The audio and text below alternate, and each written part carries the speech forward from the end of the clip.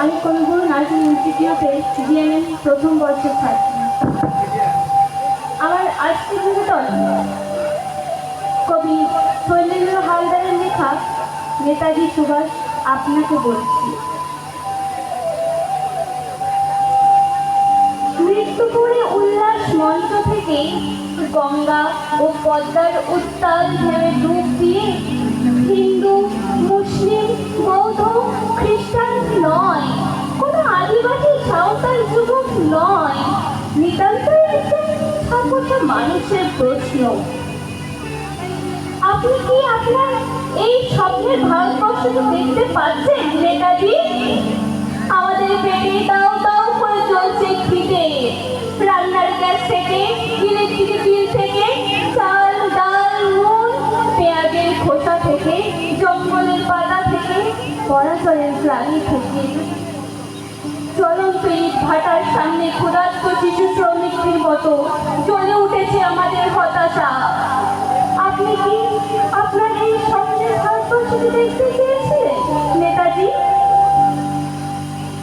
যুদ্ধ যুদ্ধ খেলায় আমরা প্রথম, শহীদের লাশের ওপর পিষে দিয়েছি ট্রাক্টর, সৈনিকের বুক ঝাঁঝরা করে দিয়েছি। গুলির পর গুলি, বন্দুকের নলের মতো এগিয়ে আসছে প্রতিশ্রুতির গোলা বারুদ।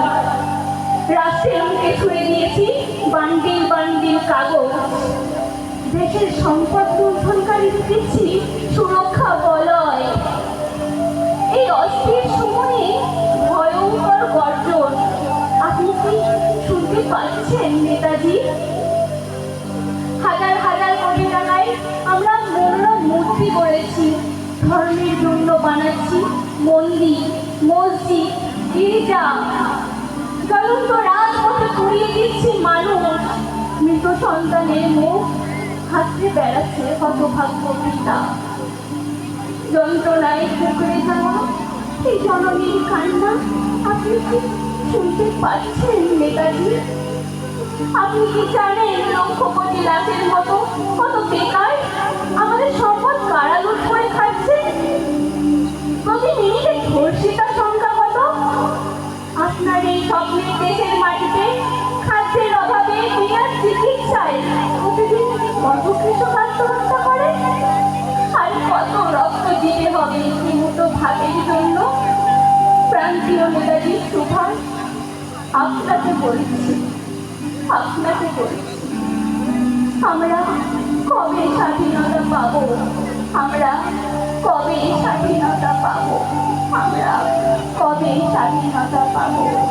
ধন্যবাদ।